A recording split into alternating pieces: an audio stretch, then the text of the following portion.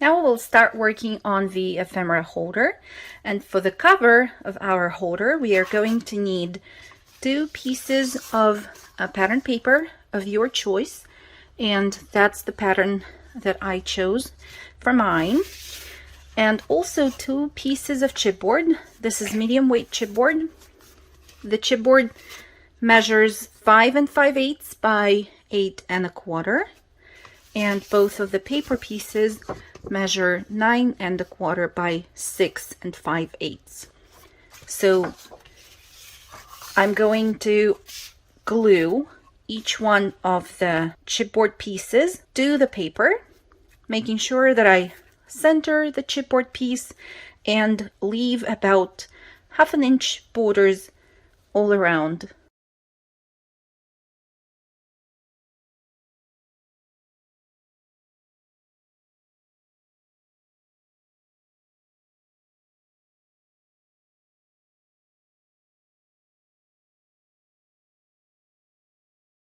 Here, both of our cover bases are ready. If you like to use the distress ink, go ahead and distress the edges of both of the pieces.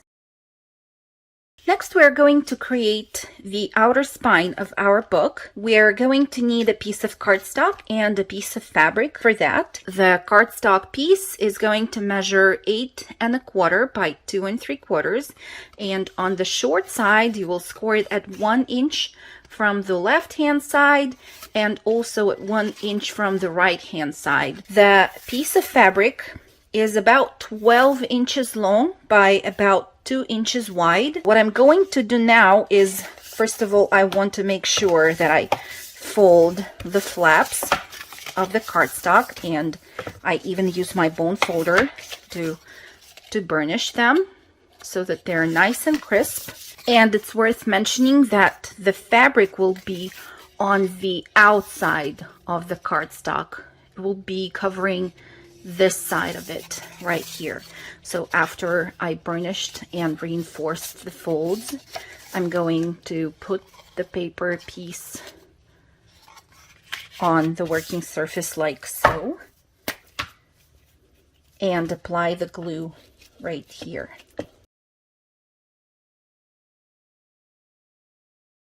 Now I'm going to cover it with the piece of fabric. I'm going to take this quickly to my ironing board, and now I'm ready to apply the glue on this side of the cardstock and glue the flaps at the top and at the bottom.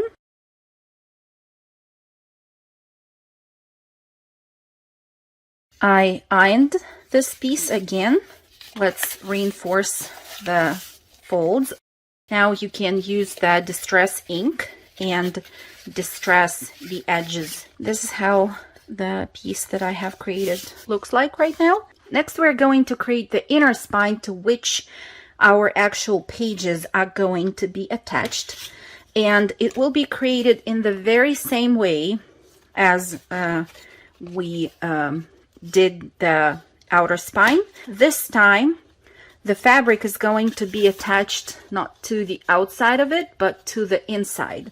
So the piece of cardstock, it's the same weight as the white piece that I have used before.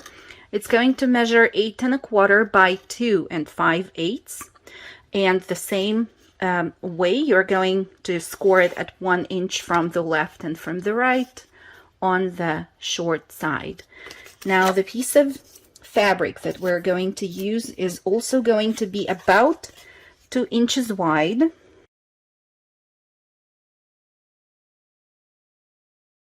Now when the central part of the fabric piece is glued down, don't glue the flaps just yet. We're going to work a little bit more with this piece right here. I'm going to once again reinforce the folds on the flaps because they will help me make some measurements. Okay, so here are our flaps. If you have a friction pen, it will be really good to use it for the next step. Once you fold the flaps so that you can see better what I'm doing, I will mark them with the friction pen, both at the top and at the bottom, because I want to see really good where I'm measuring. Okay, so our ephemera holder will have 4 double-sided pages, and each one of them is going to be 1/8 of an inch away from another. For measuring the places to where we are going to stitch the hinges for our pages, we're going to take a ruler and align it with the first mark that we have created with the friction pen. Okay, and you will see that the width of the space here between both marks is 5/8 of an inch. So you're going to mark now at every 1/8 of an inch between those lines, like so. You will turn it to the opposite side and do the same. Here we go. These lines will help us see where exactly we need to stitch each one of our 4 hinges. The hinges that you're going to need 4 of them, since there are 4 pages. Each one of the hinges is going to measure 8 inches long by 1 inch wide.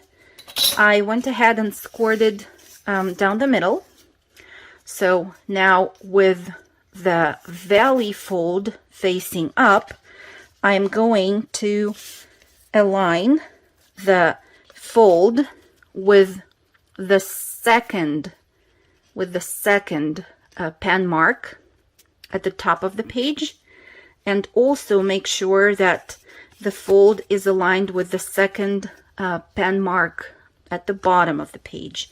And you will see that the hinge is shorter than the spine, and that's because we really need to see where the marks are and leave about 1/8 of an inch both from the top and the bottom. For holding the hinge in place, I'm going to use a paper clip.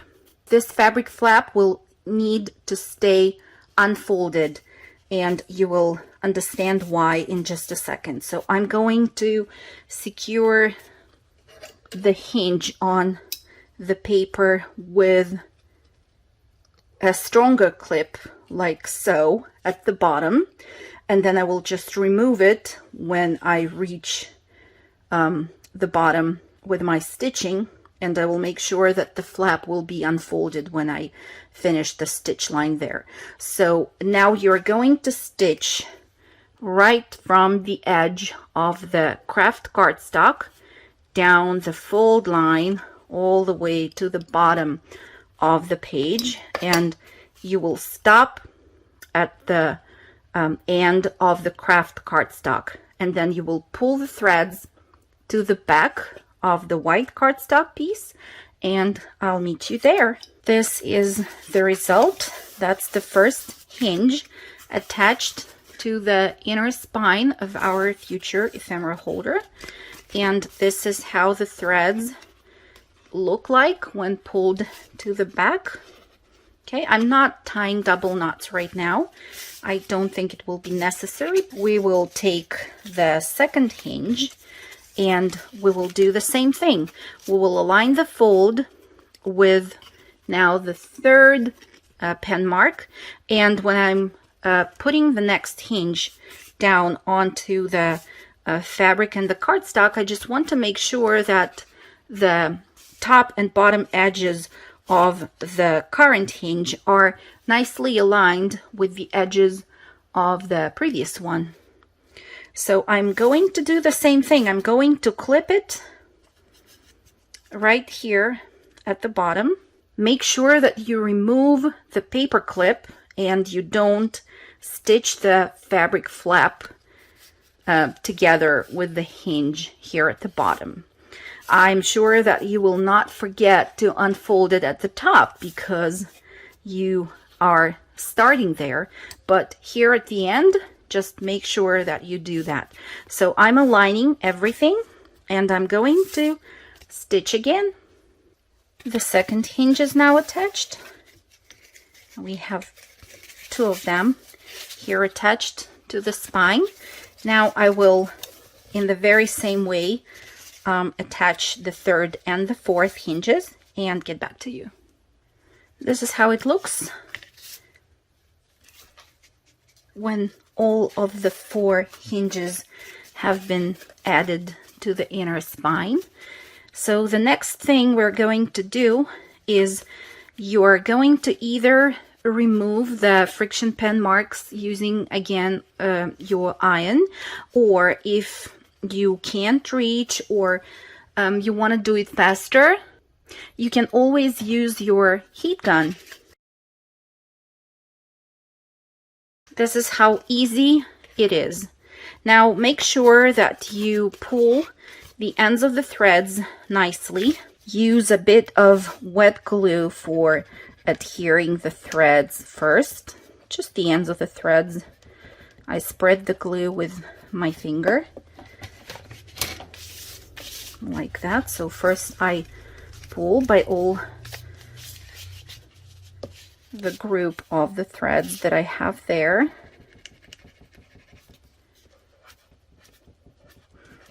Make sure I add the glue there. And now I can take the glue stick again and adhere the fabric flap to the cardstock, just like so. And as you can see, the fabric covers and hides all the ends of the threads that we had there, and it looks way better.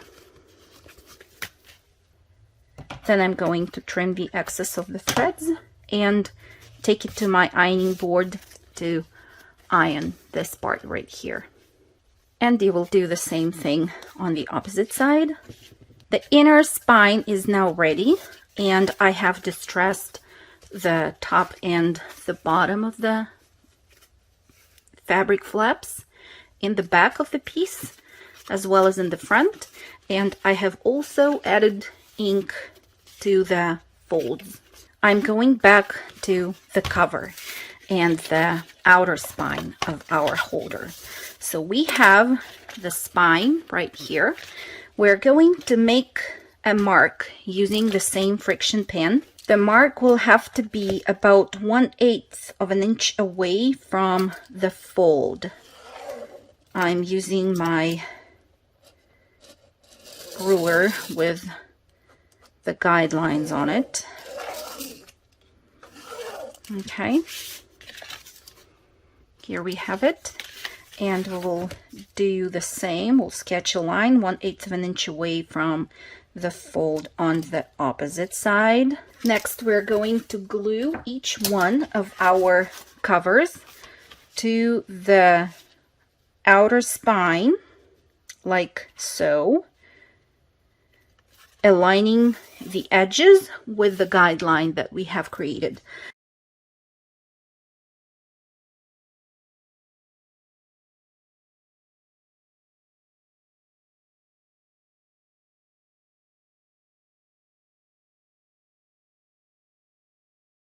Next, I will remove the pen line from the fabric.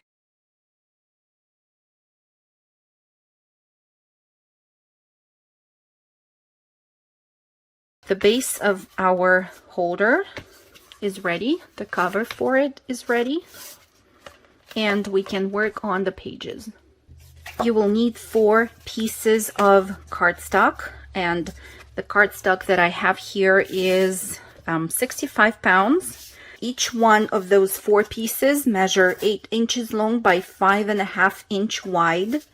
You can use craft cardstock as well, but I am going to use white since each one of the pages is going to be covered anyways with the craft cardstock pages on both sides. After that, what you're going to do is you're going to place each one of these pages inside the hinge right up to the fold of the hinge, like so, and basically sandwich the page inside the hinge. I'm going to apply the glue only to one half of the hinge at first.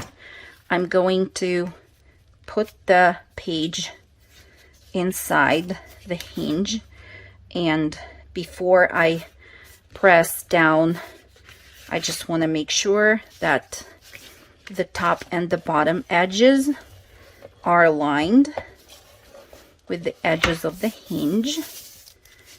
Now I can flip it to the other side and apply the glue there, and now glue down the second half of the hinge to the white cardstock base. So that's one page now is attached to the hinge, and you will do the same with the remaining 3 pages, and I'll see you back then. Every time you're going to attach the subsequent page, you can use the previous page as your guide in terms of aligning the top and bottom edges. And once you're done gluing your 4 pages to the hinges, this is what you're going to have. The pages flip super easily. It will look really good. I had one book like this created before, and I really like it. That's why I decided to include a tutorial for creating one like this in a larger size in this tutorial, because I really think this is such a great way to store either labels or some other elements of your beautiful ephemera in this holder. The cover of my personal label and ephemera holder that I showed you before is covered with Mod Podge, and that makes it look a bit shiny.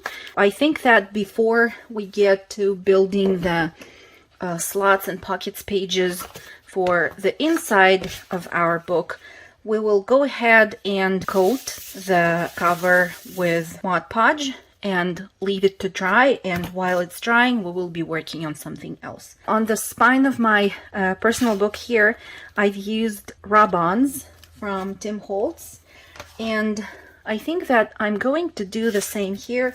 I will add just a few of them here and there. You can of course use your stamps, but don't forget that you need to use archival inks because you're going to wet the fabric.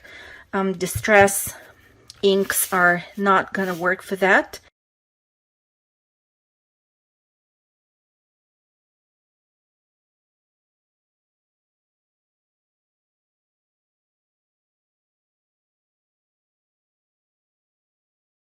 While I'm working on this, I wanted to show you something. I started to cover the paper with Mod Podge, and the paper started to warp, but as it got drier, it was getting back to normal. I don't know how the paper that you use will behave. It might also depend on the printer that you used. If it was a laser or an inkjet one, you might want to try first maybe on a little piece of paper and see how it works. I have one coating here of Mod Podge applied, and I actually forgot that I wanted to add some gold foiled accents to the cover of this book, and for doing that I have a strip of gold foiled washi tape here, which was glued down to the absolutely regular printing paper first,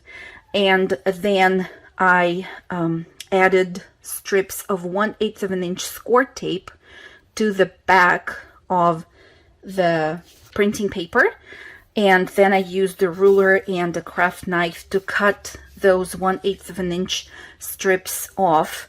So I have altogether 4 of them here, and I'm going to use two of them on the front and on the back cover, like so, closer to the spine, maybe half an inch away from the spine. And I also have two of these strips. I don't know how much of them I will really need, but I want to create the corners there to glue the gold foil strip diagonally in all the four corners of the cover.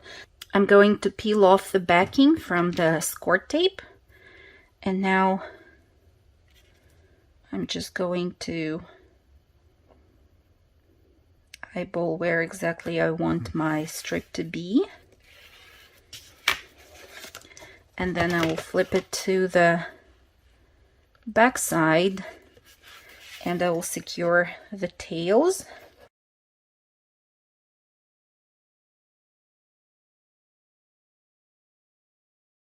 Now let's talk about the corners. I want to create a template of the corner first so that I know at what angle exactly I need to glue the foiled strips down to the cover. So I will just take a piece of plain paper, and on a craft mat I will place it in one of the corners where the lines meet, and then at a 45 degrees angle I will cut the corner off. And that's my template that I'm going to put in each one of the corners.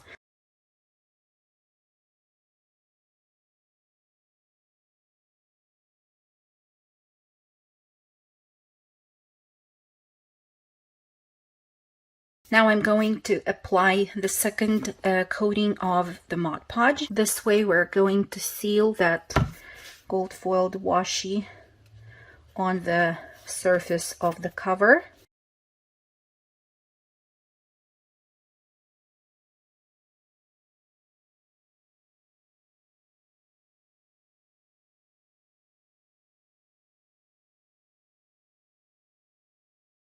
Here I want to show you, I'm not sure 100% that the camera will be able to pick that up because the print that we have on the paper is very active, but maybe you will be able to see sort of bubbles on the surface of the cover here, and they will be flat once the Mod Podge dries. And now we can get back to our pages.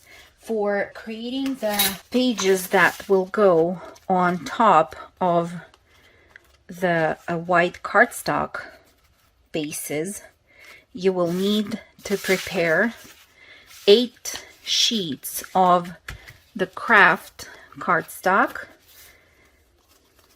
and I already have prepared 7 of them. So we are going to work on the 8th, and I'm going to show you the full process of making 8 pages the same way. So first of all, the page will measure 8 inches long by 5.5 wide, and it's basically the same size as the white cardstock sheets that we had. So in order to cut the slots and further on to add pieces of acetate to those slots, you're going to create a template so that it's easier for you to just use the template and make some marks on the craft cardstock instead of measuring each time on the piece of craft cardstock 8 times. So for creating the template, you're going to use just a plain sheet of printing paper, and on that sheet you're first of all going to mark a section which will be 5.5 by 8, and that's again the size of our page.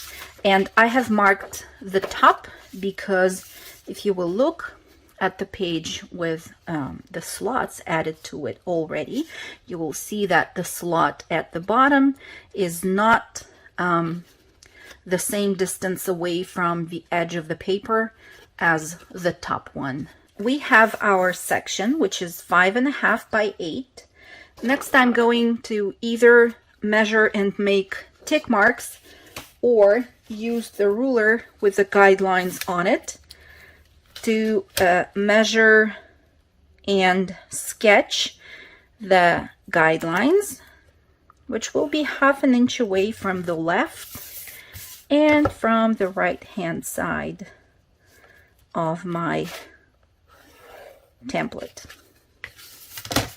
like so. We have 1/2 inch here on the right and 1/2 inch here on the left.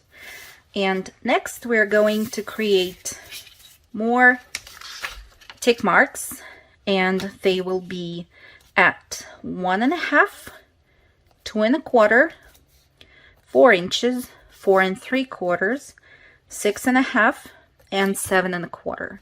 So I'm going to mark them on the long side of my template on the left, and also on the long side of my template on the right. Let's connect those tick marks now.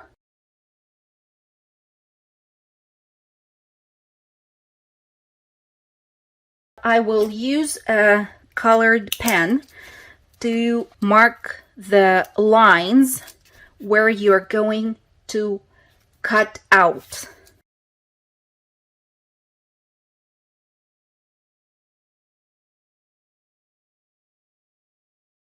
Let me show you now how to use the template. I have my piece of craft cardstock. I'm going to put it right in the borders of my template area, which is 5.5 by 8, and I will move it first a little bit to the bottom so that I can see where the 1/2 inch lines are on the left and on the right. And I will take my pencil and I will transfer those beginnings of the lines to the craft cardstock. Now I will move the cardstock to the top, and I'm still making sure that I align it with the edge of the paper, so both of the paper pieces are flush, and transfer again the marks from the bottom of the white paper piece to the craft cardstock. Now I'm going to do the same. I'm going to transfer these lines and marks to the craft cardstock. So I'm going to do the same. I will just slightly offset the paper so that I can see where the lines are. And I will do the same on the opposite side. Here are those lines, and I can now just once again connect them. And now all of my lines are on the craft cardstock. Next, I'm going to keep my template in front of me, just in case you forget where exactly you need to cut. But you will take your ruler, and you can see the 3/4 of an inch sections quite clearly. So you will cut on the sides of those sections and maybe on the front side of the cardstock. You will see better where exactly the cuts are. Okay, now we will do the same with the cuts on the opposite side. I will just create them the same way. Now let's make sure that we have our piece positioned with the wider section at the top, and we're going now to cut along the long lines from one previously created cut to another, and this is what we're going to have. For creating the pockets or the slots, however you want to call this, you're going to need for each page 3 pieces of acetate, and they will measure 5 inches by 1 1/8. The way you're going to glue them down is this. You will flip the page to the back and you're going to slide the acetate under the cut section like so. Make sure that you have equal amount of acetate on the left and on the right. I use the art glitter glue to lift the piece with the acetate, and it also lifts the paper itself together with it. And I have applied a little amount of glue all around those edges and glued the acetate down to the cardstock. We still have the pocket unsealed here, if you will look at it, but we will take care of it later. So now I'm just going to glue the remaining 2 acetate pieces down. If you don't have the art glitter glue, you might also use glossy accents. This step is done. Now let's look at the back of our page that I have already made before. We will need to use 1/8 of an inch score tape and add it right along the edge, along the long cut line that we have under each one of the pockets, like so. So I'm gluing the score tape down to acetate, super close to the cut line. And then you're going to add the tape along the 1/2 inch borders close to the cut out areas on both sides of the paper piece. And you still have the sketched lines to guide you. In the rest of the areas we can easily use wet glue. Next we're going to attach each one of the pages with the pockets or slots to the white page bases on both sides like this, and I will use wet glue for adding it to the areas which are not covered with tape.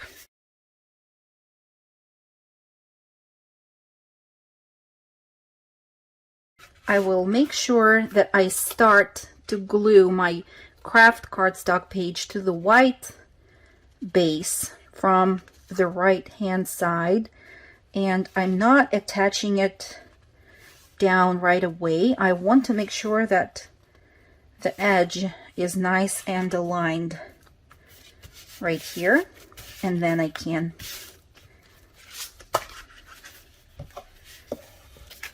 glue down the rest of the area. Don't forget to use your bone folder. It's a very essential tool for our purposes. Okay, take your time, burnish everywhere, make sure that the glue is not oozing out, and that's our first page with the pockets glued down.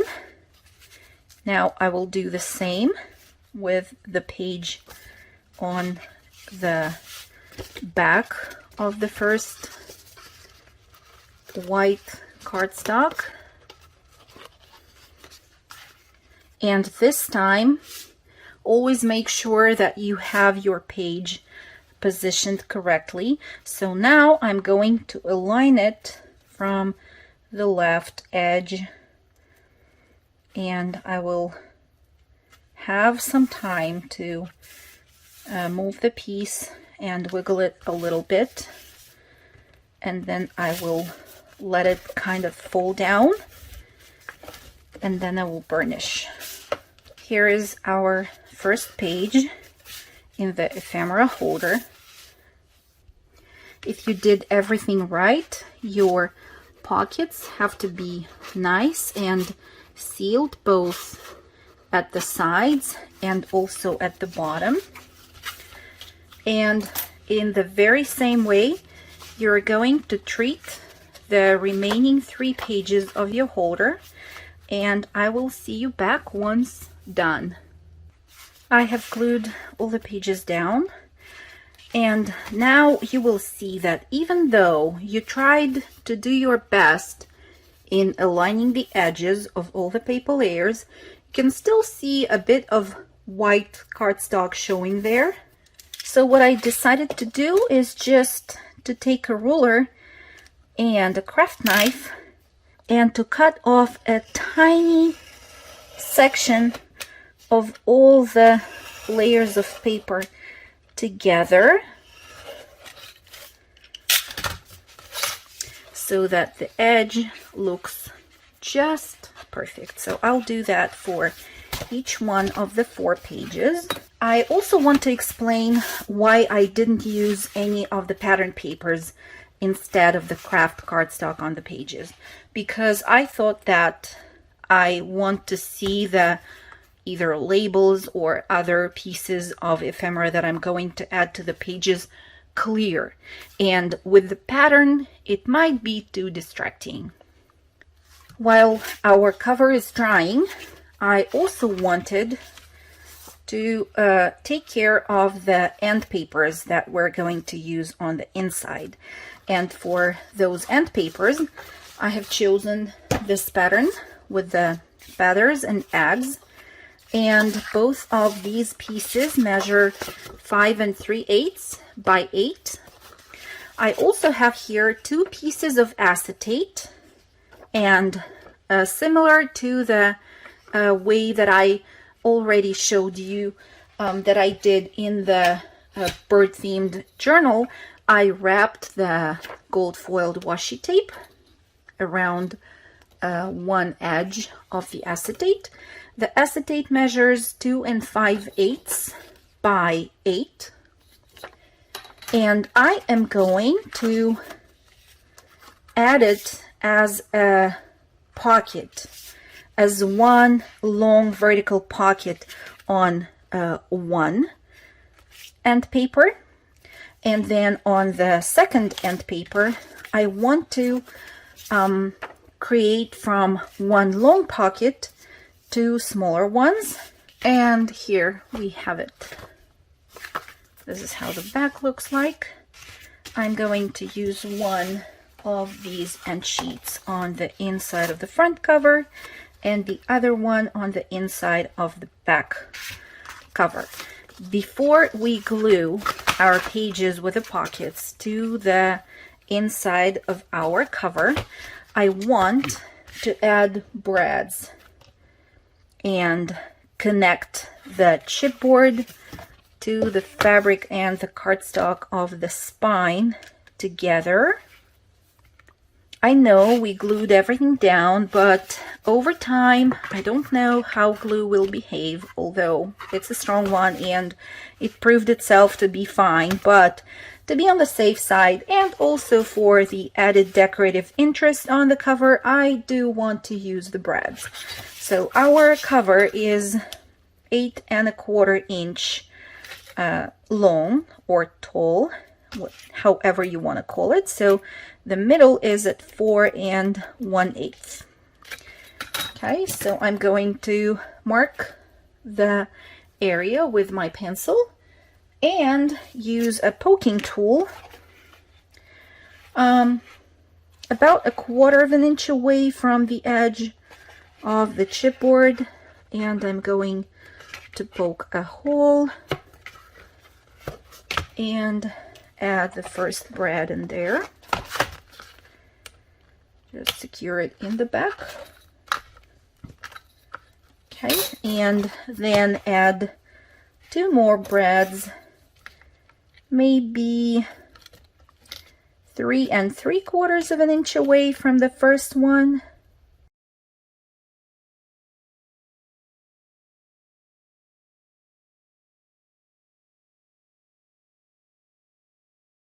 And I'll add the brads to the back cover as well. Here it is done.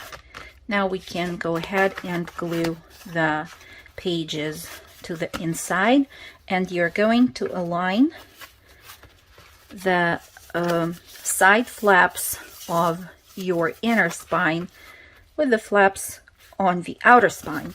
And this time I do want to snip the corners off just a little bit, maybe 1/4 or a little bit more than 1/8 of an inch away from that fold that we're going to have.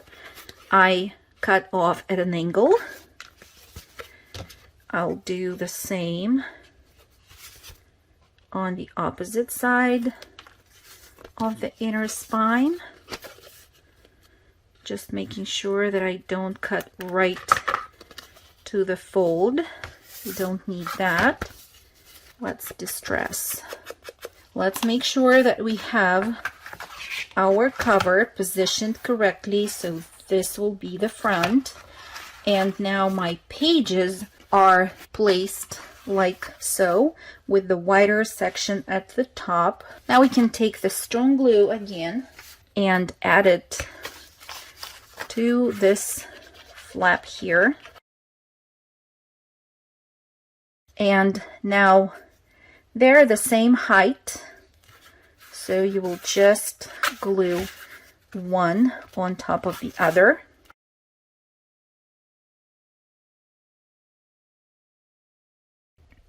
I think it dried. Can remove the clips now and do the same on this side. You will have to lift the cover to have both of the edges of the flaps meet, and hold it for a few moments to let the paper layer to get glued down to the layer underneath.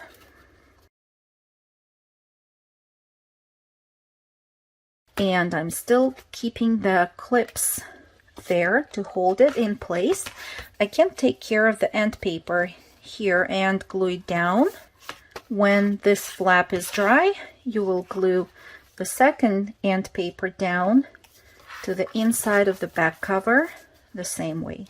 The holder is ready now, and we can add our ephemera pieces to the pockets on the inside. We can also hold larger pieces of ephemera in the long pockets on the insides of our covers.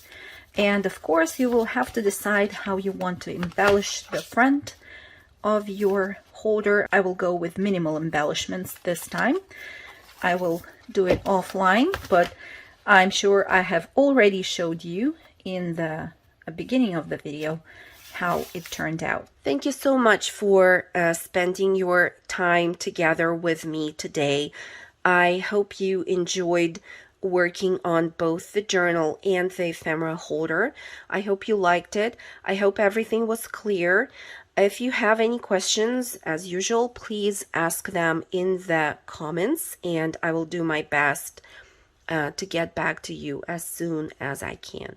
See you real soon again.